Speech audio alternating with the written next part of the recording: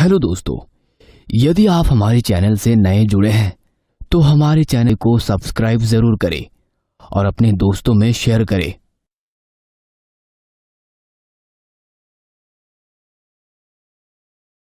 अमावस्या की घनी काली रात, उस पर आसमान में पानी से भरे हुए काले बादल, चारों ओर घोप अंधेरा, हाथों को हाथ दिखाई नहीं दे रहा था। ऐसी अंधेरी रात में दो पुरुष काले कपड़े पहने थे और उनकी पहचान छुप रही थी, इसलिए चेहरा पूरी तरह ढका हुआ था।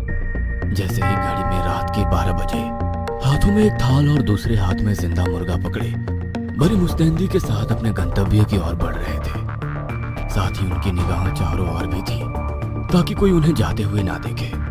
बारिश के दिन थे, इस कारण सड़कों पर जगह जगह गड्ढों में पानी भरा हुआ था। उन्हें गड्ढों को आराम से पार करते हुए दोनों कुछ मंत्र जाप भी करते जा रहे थे। कुछ देर बाद वो दोनों नगर की सीमा से बाहर जंगल में दाखिल हो गए। हम लोग गांव से बाहर तो आ गए, मगर किसी ने हमें देखा तो नहीं। मुझे नहीं लगता इतनी अंधेरी रात में कोई जाग रहा होगा। यदि किसी ने हमें ना देखा हो तो ही बेहतर है। विशेष पूजा का समय निकला जा रहा है, बातों में समय व्यर्थ ना करते हुए पूजा स्थल तक पहुंचना बहुत जरूरी है। दोनों दोबारा तेज कदमों से आगे बढ़ने लगे। तभी उनके सामने एक कुत्ता आकर जोर जोर से भौंकने लगा। पहले व्यक्ति ने एक पत्थर उठाकर उसके ऊपर फेंक दिया। जैसे ही पत्थर उस कुत्ते को लगा, कुत्ता जोर से भौंकता हुआ वहां से चला गया। अब वे दोनों सड़क से उतरकर पगडंडी के रास्ते आगे बढ़ने लगे। कुछ दूर जाने के बाद ही उन्हें गांव का शमशान नजर आने लगा। शमशान में जलती हुई दो चिता को देखकर उन दोनों ने राहत की सांस ली। अपने सिर पर डाला हुआ काला चौगा हटाकर दोनों एक दूसरे की ओर देखकर मुस्कुरा रहे थे। दोनों कोई और नहीं बल्कि गांव के जमींदार के बेटे पंकज और नीरज थे। दोनों भाई तेज कदमों से चलते हुए शमशान के अंदर दाखिल हो गए। उस वक्त शमशान में कोई भी नहीं था। जैसे ही दोनों एक पेड़ के नीचे से गुजरे, पेड़ पर लटकी हुई चमगादड़ उनके आसपास उड़ने लग गई। दूर कहीं कुत्ते के रोने की आवाज तेज होती जा रही थी। पंकज के मन में इन सब किसी भी बात का डर नहीं था, मगर नीरज अब डरने लगा था। उसके चेहरे पर डर के भाव साफ नजर आ रहे थे। क्या हुआ नीरज, इतने से डर गए? अभी तो आगे लंबा सफर बाकी है। मगर भैया, जो कुछ भी हमने सोचा है, क्या वो सच में मुमकिन है? अघोरी त्रिपुंड महाराज के होते हुए सब कुछ संभव है। तुम नहीं जानते, उन्होंने बनारस के मणिकर्णिका घाट से सिद्धि हासिल की है। हमारा काम चुटकी बजाने जितना सरल है। मगर भैया, हम लोग जो कर रहे हैं वो क्या सही है? शायद तुमने सुना नहीं, जंग में सब कुछ जायज है।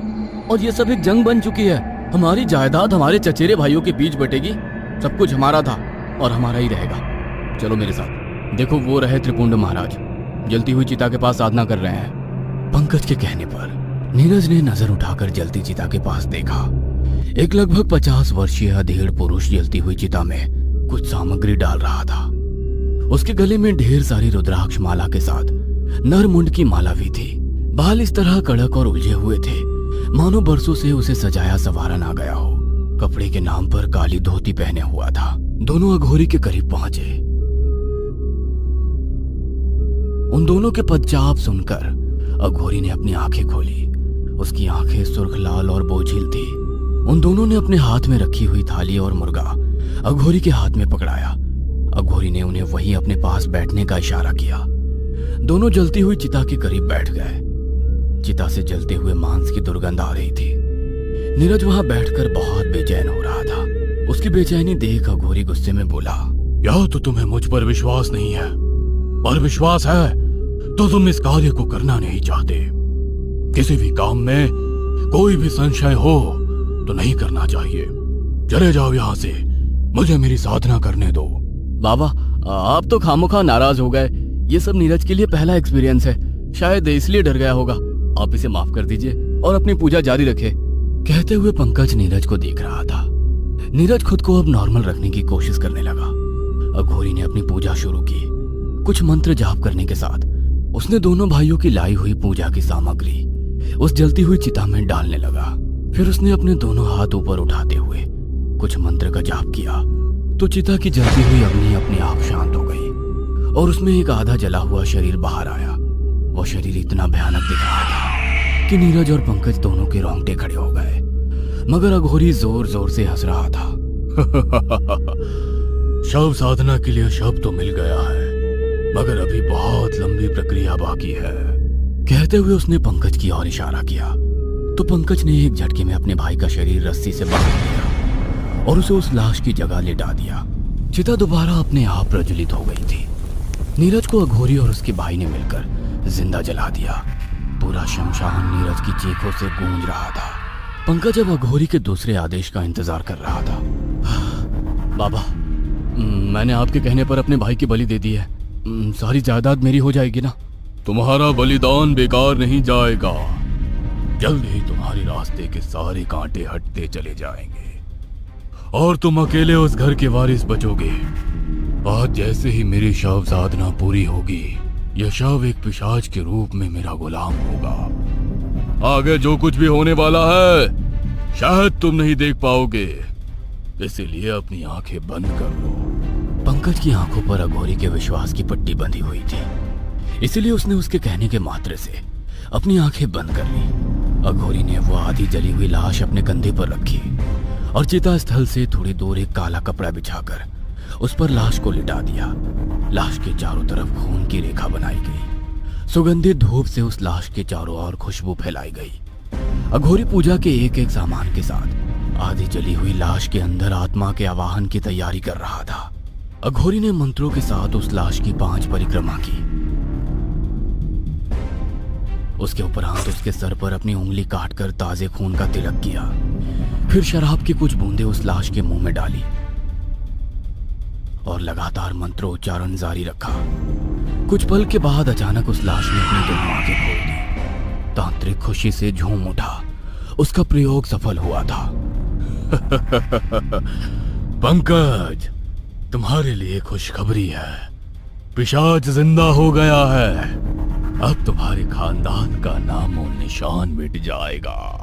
कहते हुए वो जोर जोर से हंसने लगा। उसकी बातें सुनकर पंकज ने आंखें खोलकर उस तरफ देखा तो वहां आधी जली हुई लाश घुटनों के बल तांत्रिक के सामने बैठी हुई थी। तांत्रिक उस समय पूरी तरह प्राकृतिक अवस्था में था। वह लाश अघोरी के हाथ के अंगूठे से बहता हुआ खून पी रही थी। अघोरी के कहने पर पंकज ने दोनों जिंदा मुर्गे उस आधी जली हुई लाश के सामने हाजिर किए तो वो लाश उन दोनों जिंदा मुर्दों को चबाने लगी। उसमें से निकलने वाला रक्त जमीन पर गिर रहा था। मुर्गी खाते समय उसकी शक्ल इतनी भयानक थी कि एक पल को उस अघोरी के चेहरे पर भी घृणा के भाव आ गए। अपना भोजन समाप्त कर वो उस अघोरी की ओर देखने लगी और उसके आदेश का इंतजार करने लगी। पंकज, अब ये पूरी तरह से हमारा गुलाम है। तुम इसे आदेश दो। कहते हुए वो जोर से अट्टहास कर रहा था। उसके अट्टहास के कारण पूरे शमशान में शोर हो गया था। क्या ये सच में मेरे आदेश का पालन करेगी? विश्वास ना हो तो आजमा कर देख लो। अभी तुम्हारा कहा मानेगी। अघोरी के कहते ही वो पिशाच रूपी लाश अब पंकज की ओर देख रही थी। उसकी लाल आंखों में इतना जुनून था कि वो कुछ भी कर गुजरती। सबसे पहले तुम्हें मेरे चाचा को मारना होगा। वैसे भी वो बिस्तर में है, किसी को हम पर शक भी नहीं होगा।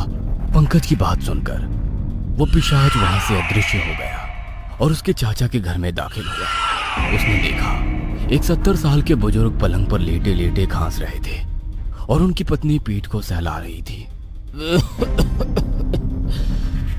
ऐसी जिंदगी से तो मौत आ जाए तो बेहतर है। ऐसा क्यों बोल रहे हो? आपके बाद हमारा क्या होगा? दोनों बातें कर ही रहे थे कि अचानक पूरे कमरे में धुआं भर गया। धुएं के कारण वो बुजुर्ग सांस नहीं ले पा रहे थे और उनका दम घुटने लगा। पिशाच ने उनकी गर्दन पर अपने दांत गड़ा दिए। बुजुर्ग के प्राण पखेरु हो गए और कमरे का धुआं भी खत्म हो गया। उनका शरीर पूरी तरह से सफेद पड़ गया था, मानो खून की एक बूंद भी ना हो। एक और पंकज का भाई नीरज घर से लापता था और दूसरी तरफ उसके चाचा की हुई अचानक मौत। पूरा परिवार सदमे में था, मगर इसका राज केवल पंकज को पता था।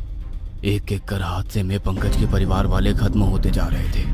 चौधरी खानदान के लोग जहाँ कुछ समय पहले तक जमीन जायदाद के लिए लड़ रहे थे, आज वहाँ पर जमीन जायदाद तो है मगर हिस्से करने वाला कोई नहीं। सही है भैया, जब तक जिंदा है तब तक ये जमीन जायदाद काम की है। मरने के बाद सब कुछ ही रखा रह जाता है, मगर फिर भी लोग ना जाने क्यों इसके लिए घर वालों से लड़ाई झगड़े करते हैं। उन लोगों की बातें सुनकर पंकज को शर्मिंदगी होने लगी थी। उसने अपने खुद के भाई को ही जायदाद के लालच में मौत के मुंह में डाल दिया था। वो उस अघोरी से मिलने के बारे में सोचने लगा, मगर उसे पता चला कि वो अघोरी किसी काम से आज गांव से बाहर गया हुआ है। पंकज खामोश होकर आज फिर अपने किसी घर वालों की मौत का इंतजार करने लगा। कुछ देर बाद वो पिशाच पंकज को अपने घर में ही नजर आया। आज बारी उसके पिता की थी। पंकज की आंखों के सामने उस पिशाच ने उसके पिता को मौत के घाट उतार दिया। अब पंकज को जायदाद के लिए और कोई मौत नहीं चाहिए थी। अगले दिन वो सबसे पहले अघोरी के पास पहुंचा। बाबा, बस कीजिए, बंद कर दीजिए ये मौत का तांडव। अब मैं अपने किसी परिजन की मौत नहीं देख सकता। ये नामुमकिन है। पिशाच का आवाहन जिस कार्य के लिए किया जाता है वो उस कार्य को पूरा करके ही लौटता है। उसे कोई नहीं रोक सकता। तुमने अपने परिजन की मौत के लिए उसे आवाहन किया है, वो अपना कार्य कर कर ही मानेगा। पंकज की आंखों के सामने उसका पूरा परिवार खत्म हो गया। पंकज पिशाच के खौफ से और अपने किए पर पछतावा करके पागल की तरह जिंदगी बिताने लगा। जिस जायदाद के लिए पूरा चौधरी खानदान खत्म हो गया, आज वो जायदाद लावारिश की तरह पड़ी थी। कहीं आप भी तो जायदाद के लालच में अपने परिजनों को धोखा नहीं दे रहे हैं? हेलो दोस्तों, यदि आप हमारे चैनल से नए जुड़े हैं तो हमारे चैनल को सब्सक्राइब जरूर करें और अपने दोस्तों में शेयर करें